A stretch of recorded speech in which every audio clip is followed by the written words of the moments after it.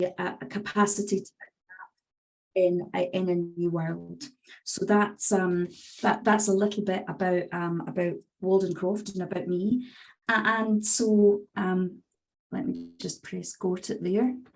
So what are we here to do today? What are we going to talk about? Well, I'm particularly interested in executive leadership. I'm particularly interested in the way that executive leadership has to evolve in order for leaders to fully embrace the fact that they are operating within complex adaptive systems.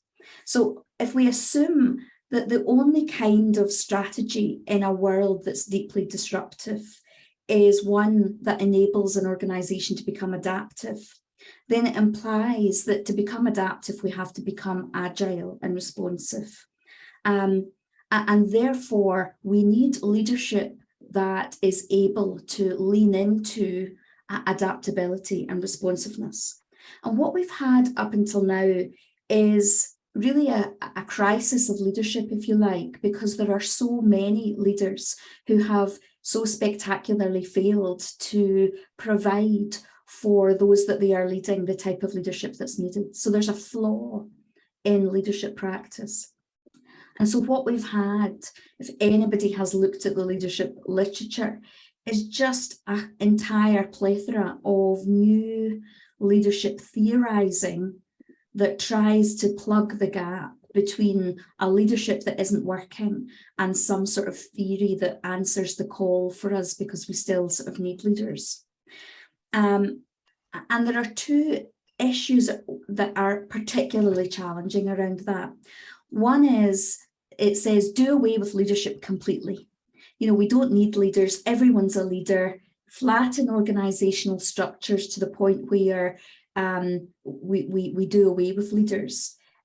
We try to democratize organizations and we try and have self-managed teams. Now, I am all for democratizing organizations and I'm all for self-managed teams, but I do think that there is a flaw with saying that everyone is a leader. So, you know, you've got sort of Betty on the checkout and she becomes a leader, and Frank in accounts payable and he becomes a leader. And if you take the logic of that to its kind of end conclusion, then what you do is actually you put responsibility for enterprise level issues in places where it doesn't belong, because those people further down the organization couldn't possibly have the responsibility to work and solve problems at an enterprise level.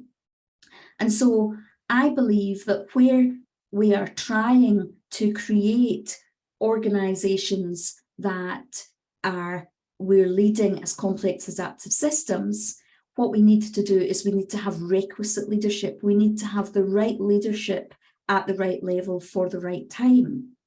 And therefore, it's not that we need less leadership or the executive leaders in trying to flatten bureaucracies we do away with altogether, but rather that what we end up doing is we help executive leaders become enterprise leaders and to help them lead as complex adaptive system leaders. And I'm going to come on and say a bit about that.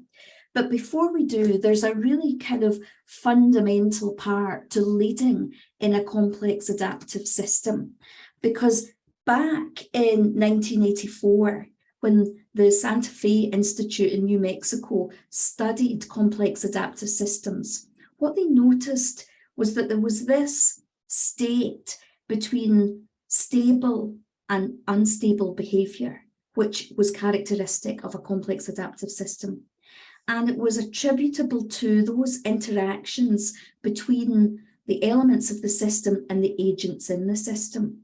And so right at the very beginning of complex adaptive systems theory, there was a paradox, because the paradox was that we already had stability and instability simultaneously existing. And therefore, I think that one of the things that we have to do when we think about leading complex adaptive systems is we have to embrace paradox, particularly if we are enterprise leaders trying to lead at the enterprise level. And so what do I mean by paradox? Paradox is where there are contradictory yet interrelated elements that exist simultaneously and persist over time. And they involve this kind of dualistic forces that they're both in opposition to one another, but they are also reinforcing and synergistic. So you have to have one in order to have the other, but oftentimes they can feel as if they're pulling each other apart.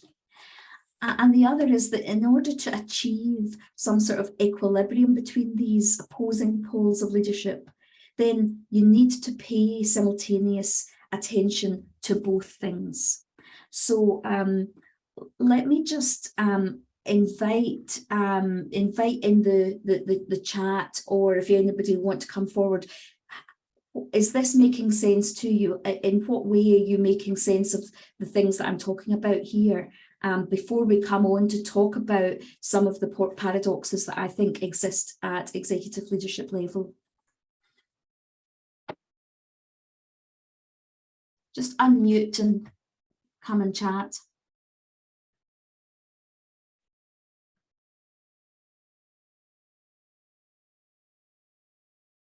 I'll jump in, Jacqueline. Yes, it's making sense. You're warming us up very nicely. And my head is going to my experience in the military environment, which is a complex adaptive system where everyone else has got a vote in how things turn out. So this is the lens I'm looking at this through at the moment. Thank you. Right. Okay, good. Thank you.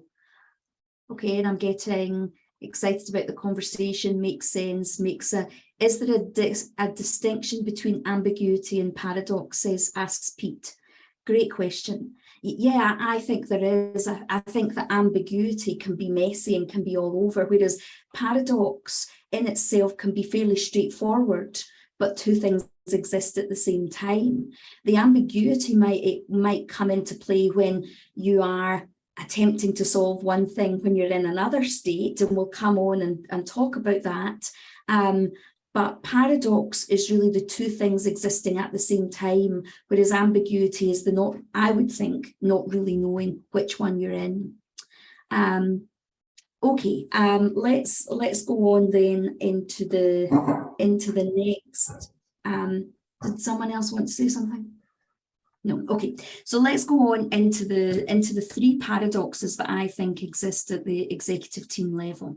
So one of the things that I work with almost exclusively with executive leaders. The kinds of organisations are either sort of fairly large organisations, £1 billion plus organisations, but we also do work in the third sector. So there's interesting things that we're doing across the piece. So what's the role of executive leaders in complex adaptive systems? The old way of thinking about organisations leading with an iron grip, command and control, saw structurally that organisations operate in a way where executive teams, almost each of the executive leaders, sit within its own pillar. So these two circles here, you can see you've got these pillars. So if you imagine at the top of one pillar is your CFO or your chief operating officer, your chief marketing officer, your chief people officer, each of those organizational leads sitting on top of their own pillar. And so when they come to the executive team, their primary focus is as a functional lead, if you like. And in an old world, that then created silos, and it meant that the capacity within the organization or within the executive team to really come together was structurally built in to be difficult. Whereas really effective executive teams begin a process of sort of weaving together. So they move from being a pillar to a weave type of executive team so that they are able to see the organization holistically.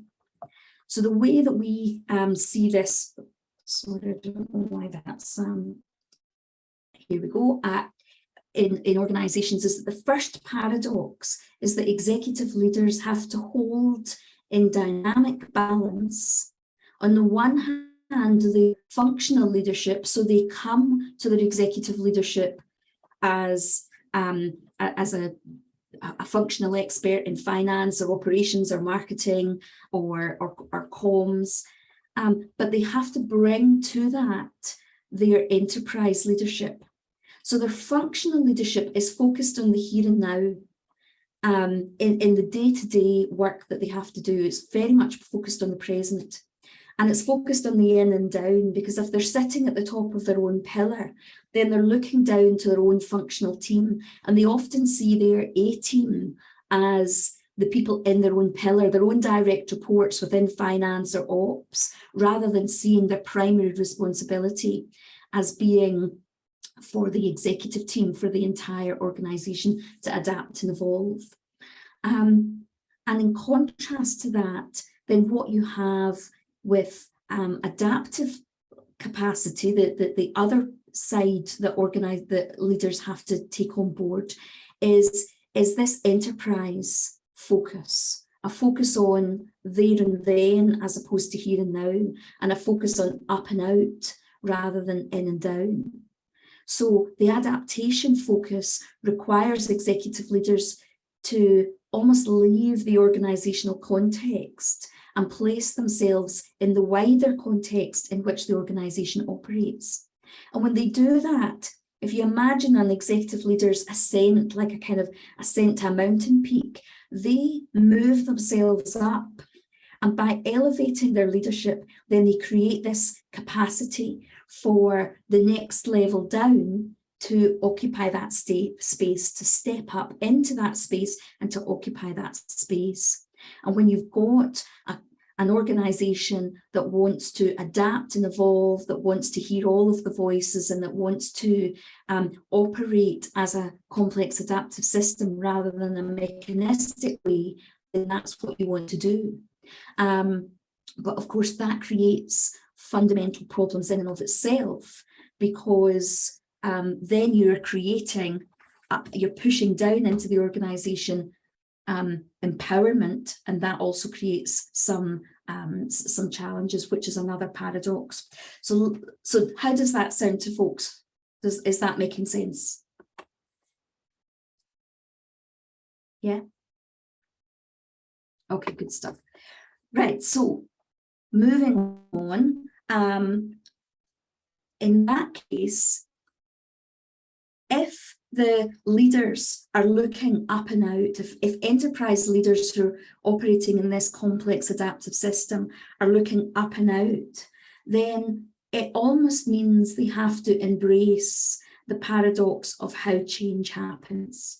So one of the things that we see a lot in organizations is that organizations are typically really brilliant at doing strategic planning, at planning for change as a continuous linear progression from one year to the next. So let me give you an example. I had a client who is an airport who had some plans around what 2020 might look like. And when we spoke in late 2019, they talked about the incremental changes in passenger numbers and EBITDA that they were anticipating in 2020. So they were envisaging, as organisations are very good at doing, that change would happen in a linear, progressive, continuous way. And none of us need to be reminded what actually happened in 2020. It is that they were then confronted in March with a fall away in passenger numbers from multiple millions to 0.05% of their passenger numbers. So their business was catastrophically changed. Now, what that and many organisations that we work with find is that they are very, very good at doing strategic planning work that assumes change happens in an incremental or continuous basis, in the way that we all do, where we look at ourselves in the mirror each day and the lines around our eyes sort of gradually, year on year, start to appear and deepen. We assume that change in organisations happens very much like that. And that's what much of the strategic planning work is all about. But if leaders are going to lean into their kind of adaptive capacity, their capacity to lead at this enterprise level, then what that means is that they have to learn to do different sorts of foresight work, different sorts of work about what might be in the future. And rather than assuming the way that analysts do, that change happens incrementally, that what they actually do is they start to think about, where will the disruption come from? Where are the weak signals that might coalesce in the environment to create the kind of disruptive change that we saw in COVID, the kind of disruptive change that we've seen with the war in Ukraine? And how might those things ripple to this organisation and create a massive change? Now, if we think about the way that then leaders would have to lean into their own anxiety about what that might look like, then we're starting to see ways in which leaders at the executive level would have to operate very, very differently. And then thirdly, let me just come on to the next one. Then as the leaders then sort of move up the organisation, as they are focused towards adaptation and they push decision making down, they help to democratise the organisation and help it evolve in ways that are more emergent than the deeply planned ways that we typically see in organisations. Then they have to deal with another paradox, which is how they balance the empowerment of their organisation with control. And so one of the things that we've seen, for example, is organisations like Netflix doing that by using simple rules. So in complexity, we would say, rather than having huge policies and procedures, that you empower people through just having a simple rule. And so the Netflix expenses policy, for example, just says, use your good judgment, only expense what you would not be spending anyway, and that's in the service of your own work. And therefore what we see is that that in itself creates a very different sort of leadership that's required. But there's another, the paradox is, how do you control things in the organisation? How do you ensure that people don't abuse that sort of policy, and at the same time you've created enough space and capacity for people to think about things and to do things in a way that's in the organisation's best interest? Because of course, too much control means that we've got less innovation. More empowerment means more innovation, but there's more risk, there's more downside to it too. So I'm going to stop. That's my kind of talking. I'm going to stop talking there, and I can see that there's some chat. Let me just find the chat. And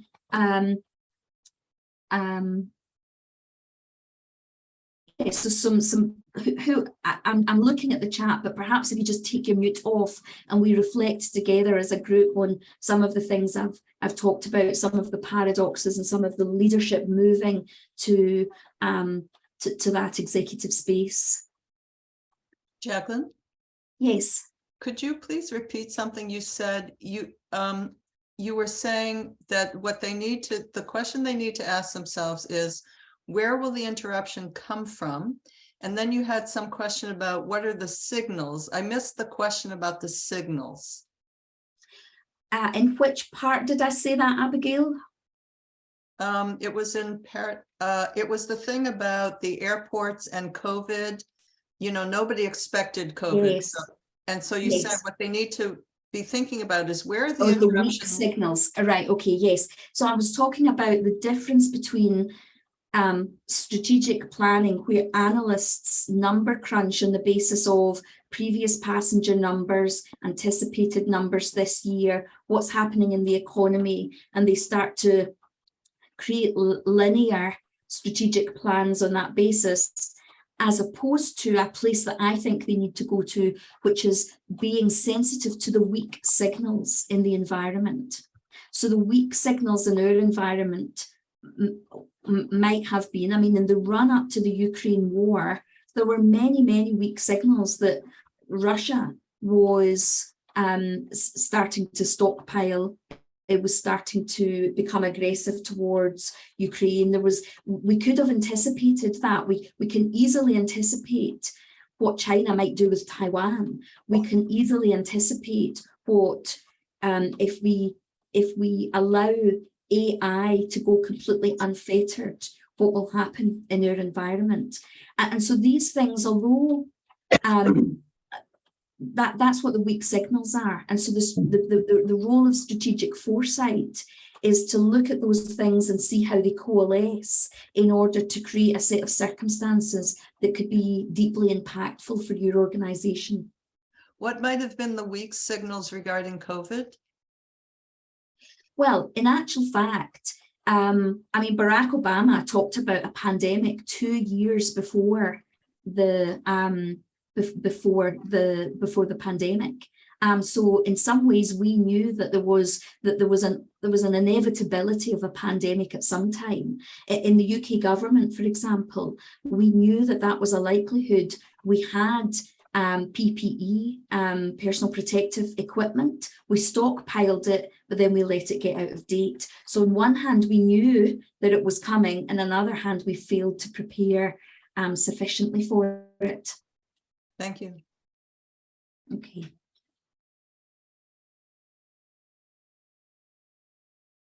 So Chuck Norris, you've said, how do you pick an appropriate methodology, strategic scenario planning, for example? So great question, Chuck.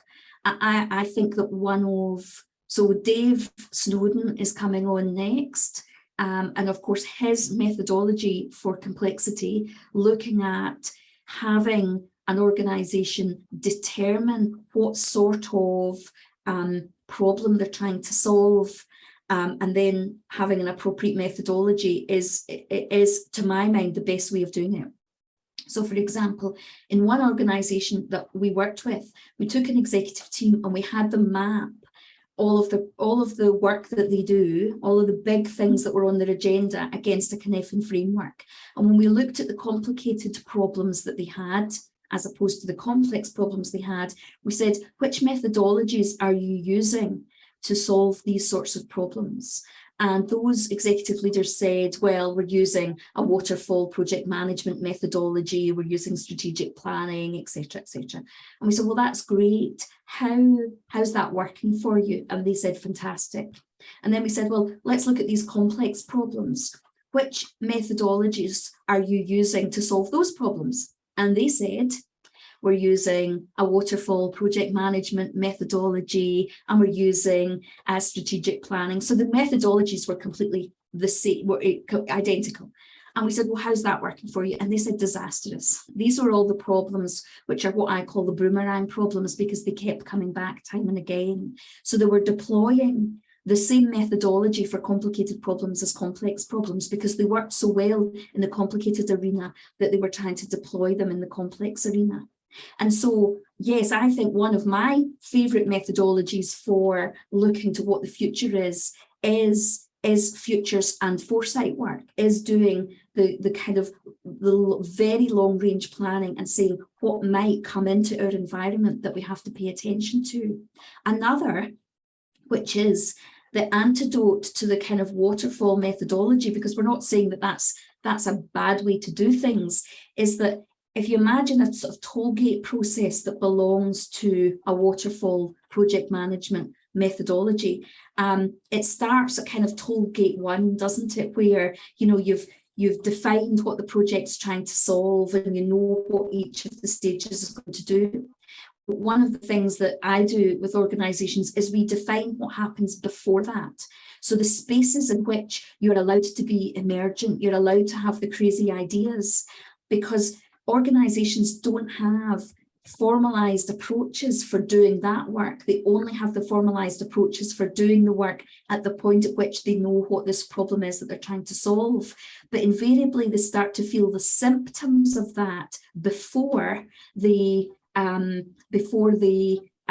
need to then put it into some sort of project management methodology. So that's a couple of the ways that I would go about it.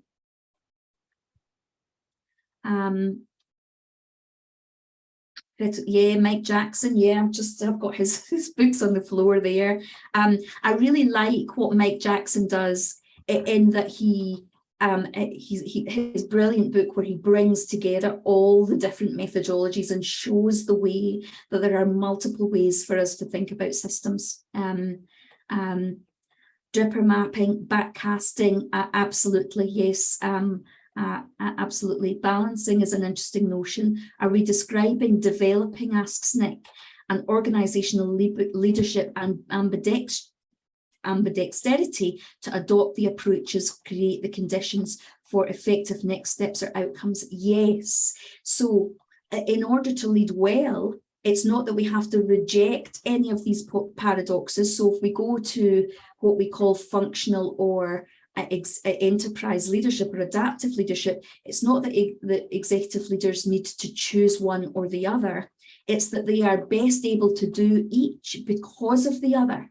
That really good enterprise leaders exercise the best of executive leadership because they don't just bring the up and out focus. They also know what's going on in the organization. They know what the operation is doing. They know what the finances are doing. So yeah, it's absolutely about having that, being ambidextrous, as you say, Nick, in order to hold them in a dynamic balance.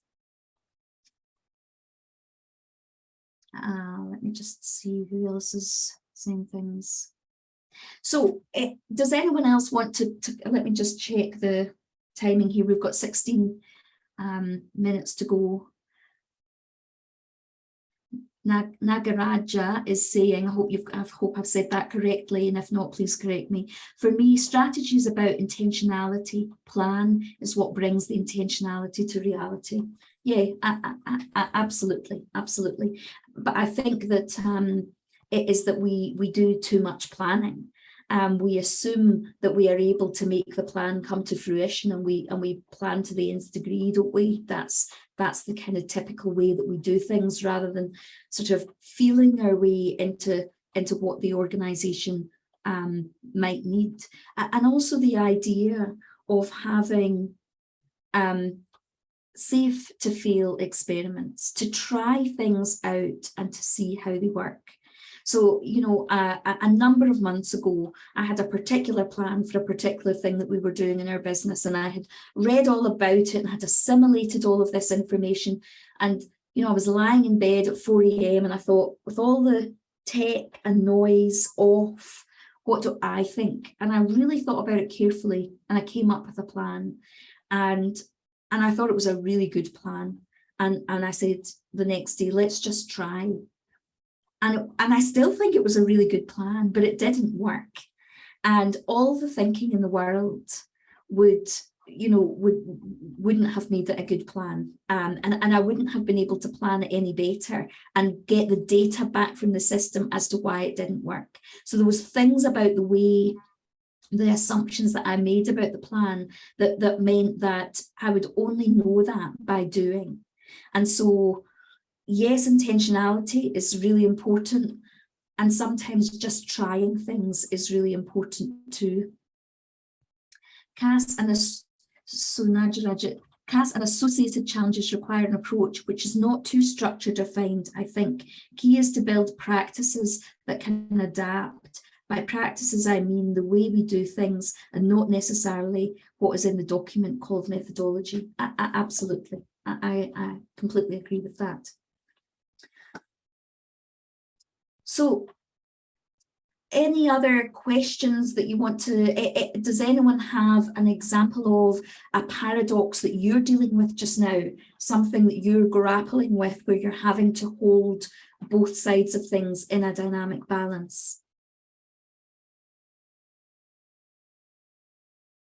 Chuck, you're saying Nicholas Rescher's work is good to refer to around pragmatic effectivity. His book Unknowability is a good primer. Okay, I'm not aware of that, so that's really helpful. I will I'll look into that. And then Dave, you're talking about strategic horizons. Yes, hello, come on in. Yeah. Sorry, no, I just reflecting on the thought that sometimes people like us use big words which can make clients quite scared. So we use things like complexity and paradox, and Yes. it means a lot to us, but actually back to that point about pragmatic effectivity, people on the ground work their way through it by asking themselves continuously the question, what's important right now for our survival or our prosperity over whatever time frame? And they work their way through it. And sometimes we can actually make a bit of a meal of it. I mean, that's not a challenge this session, which is absolutely fantastic. So thank you. But sometimes there's a pragmatic way of getting through the environment that people find themselves in. So I completely agree with that. And I do find that executive leaders are some of the most pragmatic people who I've ever met. And I think the thing about the pragmatism, though, is it depends how many lenses they're prepared to look at the problem through. Because I think the challenge with having a purely pragmatic approach is that if you haven't done the diagnostic work, then it's very easy to slip into simple or simplistic solutions, to apply off-the-shelf methodologies that have worked before. So let me give an example. I was doing some work with an executive team around their own functioning and around their own purpose as an executive team, and they got to a part where they were really stuck with it. They were challenged with this particular part. And one of and this guy was an American. He said, "Jacqueline, this is getting hard. What did GE do?" Now I actually know what GE do. I have it written down somewhere. But it was that thing where just can we stop talking about it now, and can we actually just pragmatically get to an answer? And I steadfastly refused, even though it made me unpopular in the room, to give him the pragmatic answer of because that was the wrong answer. So I think, yes, there's something about balancing the need to find things that work with also being in the cognitive difficulty of staying with the ambiguity for long enough. And that, again, is another thing that I think within COM, yes, Chantel's saying, don't just do something, stand there. Yeah, it's like, sit with it long enough. One of the things that in the CEO research that I did last year, we talked about kind of the emotional fluency, the capacity to sit with anxiety. Because the other thing that I see executive teams do quite a lot is they say, this problem, they don't say this out loud, this is all going on beneath the surface. They're saying this problem is anxiety provoking, let's find a solution, any solution. And so I see them rush to solutions which are as much about dissipating their own anxiety as it is about solving the actual problem. And of course, when we are working with complex problems, it is absolutely, as Chantel says, about don't just do something, stand there. It's like, be with the messiness and how anxiety provoking it is long enough to try and understand it better, and then move to trying to find some solutions, rather than just finding any old off-the-shelf answer that GE or somebody else has done. So Nick is saying, so work at an intrapersonal scale is as important as attention to the scale of the enterprise. Yeah, beautifully said. Yeah, I mean, again, that's a kind of dynamic balance, isn't it? Is leadership an individual thing, or is it a collective thing? Is it something that's happening individually or between others, or is it something that's happening intrapersonally? And I think that the intrapersonal is vitally important. I mean, and I guess for me, the frame that I'm bringing in is that I believe that that in organizations, leadership at the senior level is collective. That there is the individual leadership it almost has very, very little importance. The enterprise leadership and executive leadership is a collective enterprise. And so, yes, Chantel's also saying negative capability. Yeah, absolutely. Absolutely. And Keats's quote, yes, I agree that that ability to sit with the discomfort. Yeah. So any others, any other things that we want to? Jacqueline, since we're focused on paradox, you've got me thinking about what I consider to be the ultimate paradox, and that is that we live in complexity. In many cases, we work with it right at the coalface, raising children, living in a family, playing on a team, et cetera, et cetera. There's many examples where we work in that space. And yet, we still are in the process of developing a practice that we can, I'll say codify, that might be too strong a word, but a practice that's repeatable in our organizations.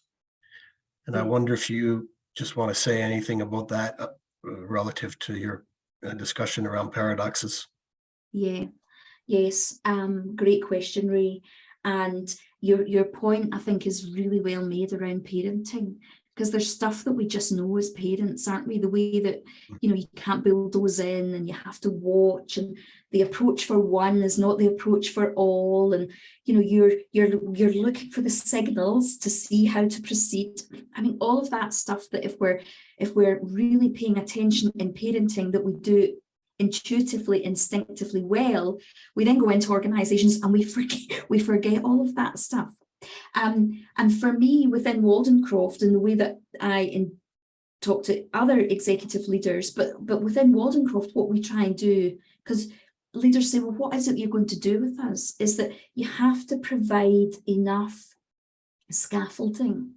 So we see sort of an approach that is merely a scaffolding for the work, and that the real work happens within the scaffolding, but the scaffolding acts as a container for the work, for its length, for people to see you know, what the size and scale and scope is, but it's only scaffolding. The real emergence and joy and beauty can happen within there. So you've created the container to make it happen, but not so much that every stage of the process is written out in a finite amount of detail. So that's certainly the way that we work with our clients, is that we provide the scaffolding, they kind of buy the process that's the scaffolding, but the magic always happens thereafter.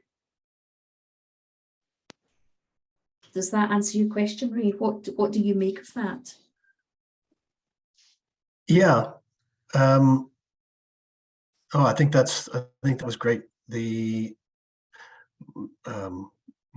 My observation was largely about, just as you answered it, that there is a practice that's still emerging.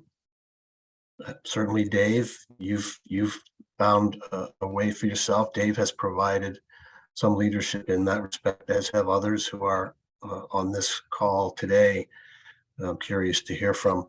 So yeah, that was great, and thank you for your thoughts today as well. It was got me thinking for sure.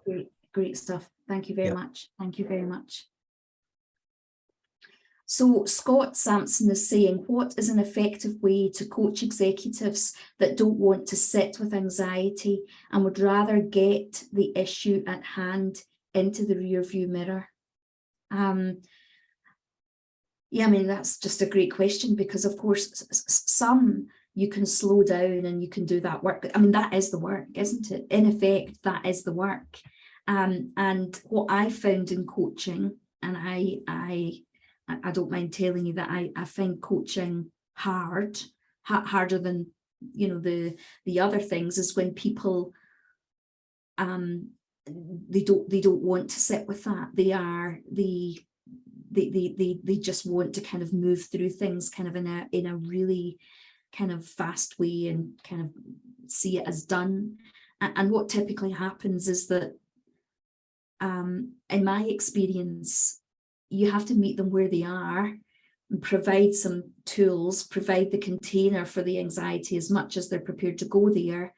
But sometimes it's when they then experience the fact that that doesn't work and they're in a worse place, and then they come back to you to say, okay, this really isn't working, maybe I have to try it differently now.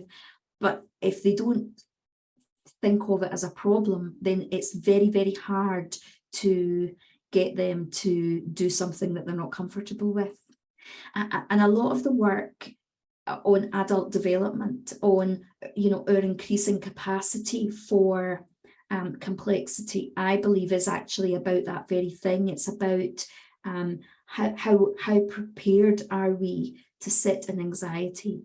And when we're coaching, there are people who are operating at different levels of cognitive capacity or maturity to take those things on board. So ultimately, you have to meet them where you are. So now, so Ray, we need to be careful to blame executives for the response based on a culture of the organisation sector. So I think that's not blame. Many executives that I've met are simply following the trend. Remember, they likely got to where they are because they learned the secret handshake and followed the trend. I mean, you know, this is what it all comes down to, isn't it? Because you operate with an executive team and they're trying to change, and ultimately they have a board that they have to report to, they have shareholders that they have to report to, and they are deeply, deeply constrained in what they are able to achieve on the basis of what is acceptable within that organisational environment. So I completely agree with you there, Ray, and I think that that's I still want to try and nudge the organisation forward. And the reason I work with executives, if you can nudge them, if you can help them see that despite it being difficult, that there are merits in them operating even slightly differently, that the impact of that can be greater in the organisation. Now, I know that a lot of complexity theory says that it happens bottom up, and I'm not denying that a lot of it happens bottom up, but I still see a lot of impact in the way that the top of the organisation operates as having an impact further down. So yeah, we are all constrained within the system that we operate. And then Dave asking, how effective are boards at moderating exec team behaviours? It's mixed, but on the whole, not good. Not good. So the way that non-executive directors come in and have their own agenda and aren't really in it is problematic. I see that they are constrained as well, but my experience is that they don't do it very well. So look, that ringing is the timer going off to say that we're at the end of the session. So I'll just say thank you all very much indeed for coming and listening. If you want to just link in with me, I'm at Dr. Jacqueline Conway on LinkedIn, or you can email me at info@waldencroft.com. Find out more at waldencroft.com, and if you go on there and you want to sign up to the newsletter, I do a weekly digest, then you can get me there too. Thank you all so very much indeed for coming along. Really appreciate it. Take care. Bye. Thank you.